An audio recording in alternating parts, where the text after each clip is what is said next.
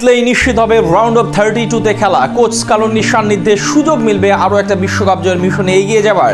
এমন সমীকরণ মাথায় রেখে ডালাসে ইউরোপের উদীয়মান শক্তি অস্ট্রিয়ার বিপক্ষে বল পায়ে এদিন লিওনেল মেসিদের লড়াইটা হলো হাড্ডাহাড্ডি। যে গ্রুপের ম্যাচে আর্জেন্টিনা বনাম অস্ট্রিয়ার লড়াইয়ে শেষ পর্যন্ত জয়ের হাসি আসলো কারা, সে কথাই জানবো রিপোর্ট। বিশ্বকাপে আগের দুই আসরে ইউরোপীয় দলের বিপক্ষে পেনাল্টি মিসের ধারা এই আসরেও ধরে রাখলেন লিওনেল মেসি। অস্ট্রিয়ার বিপক্ষে যে গ্রুপে নিজেদের দ্বিতীয় ম্যাচে বিশ্বকাপের ইতিহাসে তৃতীয়বারের মতো পেনাল্টি মিসের রেকর্ড গড়ল মেসি। আর তাতে এই ম্যাচের সূচনা লগ্নেই গোল করার সহজতম সুযোগটি হেলায় হারালো আলবিসেলেস্তারা। সোমবার ডালাসে অস্ট্রিয়ার বিপক্ষে চাপহীন আর্জেন্টিনা মাঠে নামে আত্মবিশ্বাসে টইটম্বুর হয়ে, যেখানে ম্যাচের মাত্র ৫ম মিনিটেই লাউতারো মার্টিনেজকে ডি বক্সের ভিতরে ফাউল করে বসেন অস্ট্রিয়ার ডিফেন্সিভ মিডফিল্ডার জাভের শ্লাগার। যেখানে শুরুতে মাঠে উপস্থিত মিশরের রেফারি আমিন ওমর পেনাল্টি না দিলেও ভিআরে পেনাল্টি পায় আর্জেন্টিনা। সেখান থেকে পেনাল্টিতে ম্যাচের ৯ম মিনিটে গোল পোস্টের বাইরে শুট নিয়ে গোল বঞ্চিত করেন আর্জেন্টাইন অধিনায়ক। এরপর ম্যাচের ১৯তম মিনিটে লাউতারোর কাছ থেকে বল পেয়ে গোল করবার আরো একটি দারুণ সুযোগ পেয়ে যান মেসি।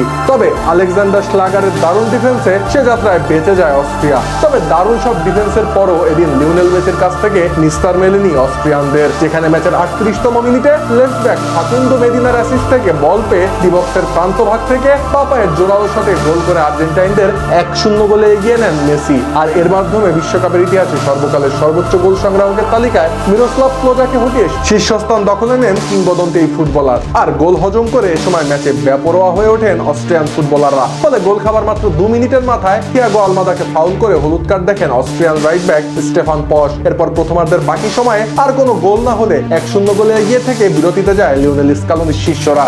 বিরতি থেকে ফিরে দুদলই গোল করতে মরিয়া হয়ে ওঠে, যেখানে অস্ট্রিয়ার লক্ষ্য ম্যাচের সমতা ফেরানো আর আর্জেন্টাইনদের সেখানে ব্যবধান বাড়ানোয় মনোযোগী দেখা যায়। ফলে দ্বিতীয়ার্ধের ৩য় মিনিটে মাঠের বাঁ প্রান্ত থেকে আর্জেন্টিনার অর্ধে ডি বক্সের ভেতর দারুণ এক ক্রস করেন মার্সেল সাবিজ্জা। তবে গোলরক্ষক এমিলিয়ানো মার্টিনেজের দৃঢ়তায় এ যাত্রায় বেঁচে যায় আর্জেন্টিনা। এরপর ম্যাচের ৫০তম মিনিটে গোলরক্ষককে একা পেয়েও গোল করতে ব্যর্থ হন মেসি, যদিও সে সময় সাইড রেফারিকে অফসাইডের পতাকা পোড়াতে দেখা যায়। এর ঠিক ৪ মিনিট পর কনরেড লাইমেরকে ফাউল করে বসেন ক্রিশ্চিয়ান রোমেরো। ফলে আর্জেন্টাইনদের অর্ধে ফ্রি কিক পেয়ে যায় অস্ট্রিয়া। এ সময় ফ্রি কিক থেকে সাবিজ্জার দুর্দান্ত শট রুখে দেন এমি মার্টিনেজ। ফলে দারুণ এক সুযোগ থেকে গোল বঞ্চিত হয় অস্ট্রিয়ানরা।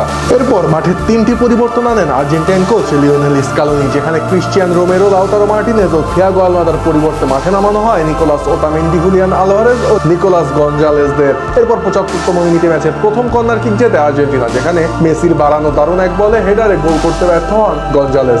১ মিনিট পর ছোট্ট এক ইনজুরিকে কেন্দ্র করে ধাক্কাধাক্কি করে হলুদ কার্ড দেখেন ফাকুন্দো মেদিনে ও কনরাড লাইমের। এরপর ম্যাচের ৮২ মিনিটে কর্নার কিক থেকে গোল করার দারুণ এক প্রচেষ্টা চালায় অস্ট্রিয়া। তবে আর্জেন্টাইন ডিফেন্ডারদের দূরদর্শিতায় সেই প্রচেষ্টা নস্যাৎ হয়। এরপর ম্যাচের অন্তিম লগ্নে দ্বিতীয়ার্ধে যোগ করার সময়ে লিওনেল মেসির আরো একটা গোলে ২-০ জয় নিয়ে মাঠ ছাড়ে আলবিসেলেস্তারা। আর এই জয়ে রাউন্ড অফ 32 নিশ্চিত হলো দলটির।